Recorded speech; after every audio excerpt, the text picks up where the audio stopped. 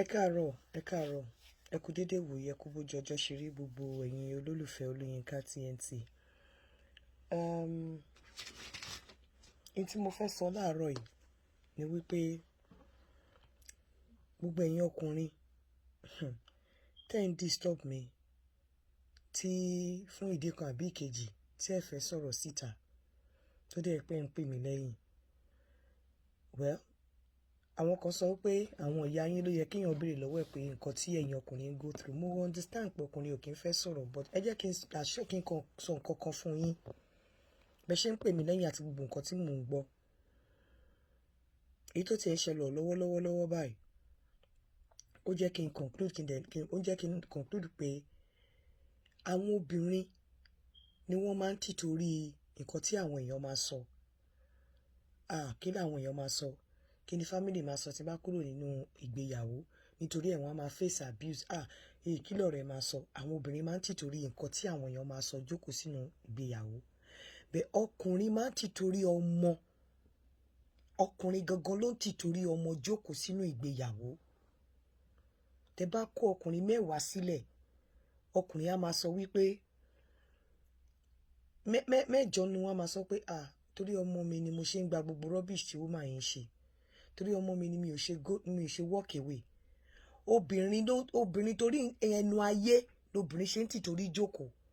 But nítorí ọmọ, ọkùnrin ló ń tìtorí pé mo love ọmọ mi. Èmi àti ní relationship pẹ̀lú àwọn ọmọ ẹ̀. Èmi àti wò pé irú ìyàwó tí mo ní tí bá fi ilẹ̀ pẹ̀lú ọmọ kò lè dátọ́ àwọn ọmọ yìí. Èmi àti wò pé tí bá fi àwọn ọmọ yìí lẹ̀ tó pẹ̀lú ìyàwó, ayé àwọn ọmọ yìí máa bàjẹ́ ni, kò lè dẹ́n tí ò lè ta ayé ẹ̀tàn. For instance, obìnrin tó ń fi ike tó fi ń wọ́ ọjà tó fi ń wẹ́rù ní ìtó wà lọ́wọ́ mi. Obìnrin tó máa jáde tí ò ní wọlé for days, báwo ló ṣe fẹ́ tọ́mọ? Ọkọ ẹ̀ dẹ̀ ń jìyà lójú méjèèjì báyìí. So àwọn ọkùnrin ní gangan náà máa ń tìtorí ọmọ dúró sínú ìgbéyàwó. Obìnrin nítorí nǹkan táyé máa sọ, àti pé nítorí wípé fear of the unknown, ọ̀pọ̀lọpọ̀ wọn ò ní owó tí wọ́n máa fi lọ dá dúró. Wọn kì í tìtorí pé selfish interest ni ọ̀pọ̀lọpọ̀ obìnrin fi máa ń tìtorí wà dúró tí ìyà bá ń jẹ wọn. Kò ṣe pé bóyá wọ́n love ọkọ yẹn. Selfish interest ó lè torí pé wọn ò lè dá dúró, wọn ò lówó, wọn ò níṣẹ́ lápá, wọn ò mọ bó ṣe fẹ́ ṣe. Dẹ̀ torí nǹkan tí àwọn èèyàn máa sọ níta, torí wọ́n ní wọ́n sọ pé bẹ́ẹ̀ ọkùnrin gangan, ọ̀pọ̀lọpọ̀ ọkùnrin gangan tó bá níta ló ń tìtorí ọmọ dúró sí ìgbéyàwó. Ọkùnrin ló ń tìtorí ọmọ dúró sí ìgbéyàwó. Ìdá kan wò pé ìyá ọmọ yìí táwọn bá filẹ̀ kò lè wà responsible, kò lè tọ́jú ọmọ. Àbí kọ́ rí pé táwọn bá fi obìnrin ilẹ̀ pẹ̀lú àwọn ọmọ yìí, ayé àwọn ọmọ yìí máa bàjẹ́. Nítorí ẹ̀ gangan ọkùnrin ló máa ń ro tọmọ dúró sínú ìgbéyàwó. Àmọ́ ẹ jẹ́ kí n wá sọ fún yín ẹ̀yin ọkùnrin. Kò torí mo mọ tí mo sọ, ìyà ń jẹ pásápásá sọkùnrin lára. Èyí tó jí mi láàárọ̀ yìí mi ì ní sọ, bò òun ló ta mí jí tí mo tún ní kí n wá tẹ̀yìn ọkùnrin jí. Ṣorí kó fi orí ṣe, kó fọrùn ṣe. Ìwọ ọkùnrin kó gbé ọrùn ẹ sílẹ̀ báyìí, sílẹ̀ fún ọmọ kọ́mọ rí. Ọmọ ò ní mọ̀ ẹ́ kó tó mọ̀ ìyá ẹ̀. Kódà kí ìyá yẹn má ní relationship pẹ̀lú ọmọ ẹ̀ láyéláyé. Ṣorí ijọ́ tí ọmọ yẹn bá ti bẹ̀rẹ̀ sí ní bèrè tó ti ń bímọ báyìí, a máa bèrè pé what happened to my mom? A máa bèrè ìyá ẹ̀ lọ́wọ́ ẹ̀. Even kò sọ wípé mo rántí ológun kan tó ní kí ìyá ọmọ máa attend the wedding. Òun àti ọmọ yẹn àti ọmọ ìyá ẹ̀ bó ṣe rí nísìn. Wọ́n pàpà settle. Ọkùnrin ló lè lọ tí ọmọbìnrin lè yarí, tí ọmọ lè yarí pé bóyá òun ò fẹ́ rí bàbá òun, òun ò dẹ̀ fẹ́ rí. But kò sí nǹkan tí ìyá lè ṣe láyé tó bá yá òun àtọmọ ẹ̀ wọ́n á pàdé.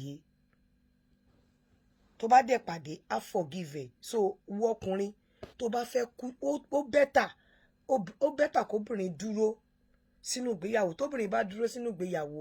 tó bá wù ú, tó bá fẹ́ face abuse tó dúró sínú ẹ̀, ó sì máa pàpà jẹ́rí ẹ̀ lọ́jọ́ iwájú. Ṣorí ìwọ ọkùnrin tó dúró sínú ìgbéyàwó nítorí pé àwọn ọmọ Olódùmarè ń gbọ́, kò sí bó ṣe lè tọ́ àwọn ọmọ yẹn tó. Kò gbé orí ẹ̀ kò gélẹ̀, àwọn ọmọ yẹn máa mọ̀ ìyá wọn kan tó mọ̀ ẹ́. Torí ìyà tẹ́ ń jẹ yìí ti pọ̀ jù. Kò gé orí ẹ̀ sílẹ̀ báyìí fún ọmọ nínú ìgbéyàwó.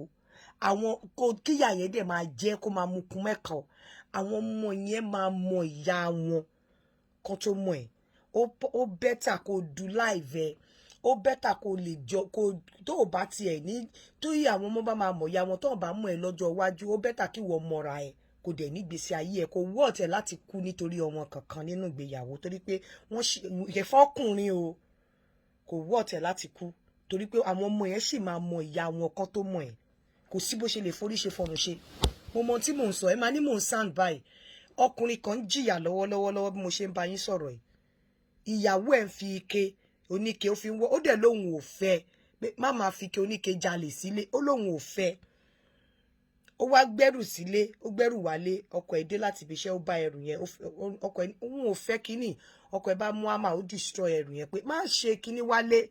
a lot of things ló ń ṣe fún ọmọ ọkùnrin kò ní sunlé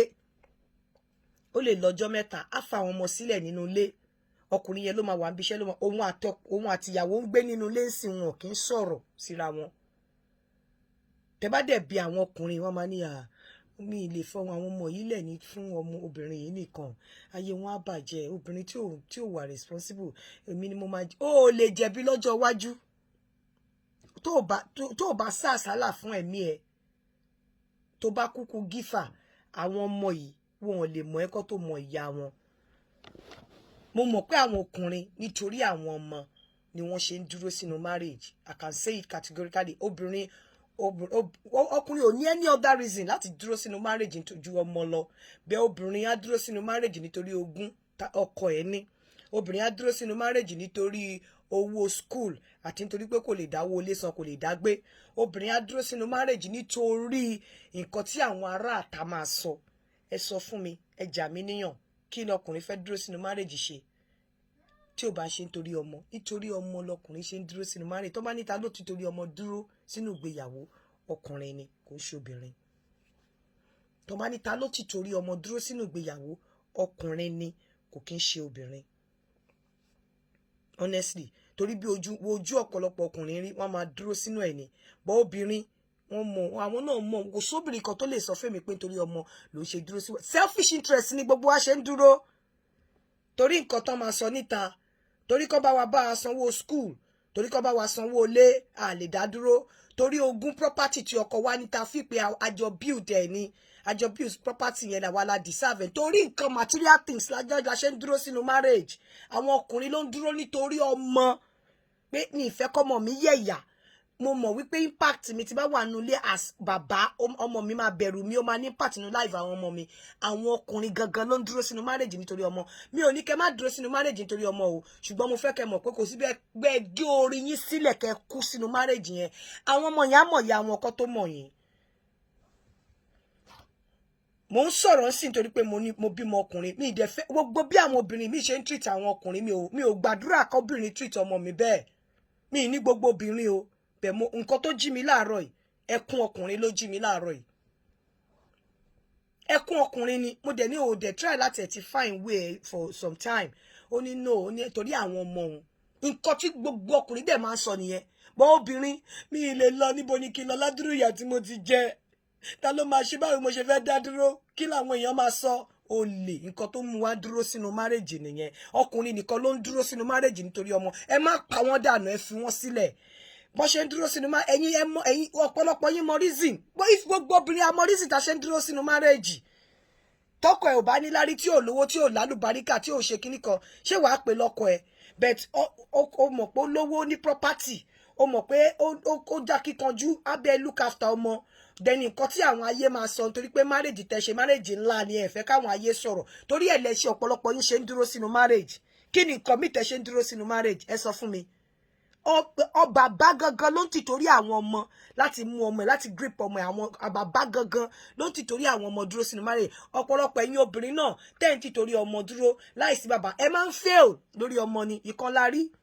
lẹ́nujọ́ mẹ́ta ìkan lọmọ tó ń gbé kiri lórí íńtánẹ́ẹ̀tì ṣebí ìyá ẹ wà ń bẹ̀ ọ̀pọ̀lọpọ̀ àwọn obìnrin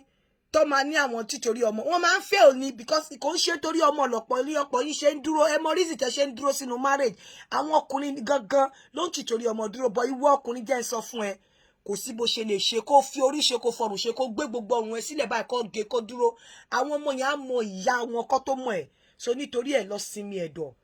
sáàsálà fún ẹ̀mí ẹ kọ́kọ́ gbájúmọ́ ayé ẹ ṣe wọn bá tó lè ṣe mí ní kó má tọ́jú ọmọ bẹ́ẹ̀ tó bá ti di wípé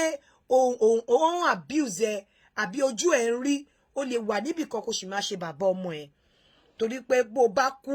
àbí bó bá ní stroke kò sí bó ṣe lè ṣe láyé àwọn ọmọ yẹn á mọ̀ ìyá wọn kó tó mọ̀ ẹ́ kódà kíyà wọn má ṣe kọ́bọ̀ kódà kíyà wọn jáṣẹ́wó kó fún wọn lẹ̀ láti kókó máa tọ́jú wọn wọ́n sì máa padà unite pẹ̀lú ìyá wọn tó bá dẹ̀ ìyá wọn á wì ní àti nǹkan tó bọ́lọ̀ ṣe ṣẹ̀dá ẹ̀yin ọkùnrin àtobìnrin nìyẹn àṣẹ tọ́lọ̀ ń fún àǹfààní tọ́lọ̀ ń fóbìnrin nìyẹn agbára tọ́lọ̀ ń fóbìnrin nìyẹn sórí cord tó so obìnrin àtọkùnrin tó so ìyá àtọmọ pọ̀ àṣẹ ni so mi ò ní kó má dúró ṣùgbọ́n mo fẹ́ kó mọ̀ pé kò sí bó ṣe lè ṣe kò wọ́ọ̀tẹ̀ láti lose ẹ̀mí ẹ̀ láti lose sanity ẹ̀ torí pé àwọn ọmọ tó ti torí ń dúró yẹn àwọn ọmọ yẹn máa mọ̀ ìyá wọn kó tó mọ̀ ẹ̀ àwa obìnrin amọ̀rísì tá ṣe ń dúró bẹ ẹ̀yin ọkùnrin mo mọ̀ pé nítorí ọmọ lẹ ṣe máa ọ̀pọ̀lọpọ̀ yín ṣe máa ń jìyà lẹ́dẹ̀ ṣe máa ń dúró sínú marriage bẹ àwọn ọkùnrin obìnrin tí ò bá ti torí property ọkọ dúró á ti torí nǹkan táwọn èèyàn máa sọ dúró á ti torí pé kò lè dá dúró torí pé kò lè dá sanwó ilé ọ̀pọ̀lọpọ̀ wọn ò ń dúró nítorí ìfẹ́ wọn ò ń dúró nítorí ọmọ torí selfish interest ní ire o ó dàbọ̀.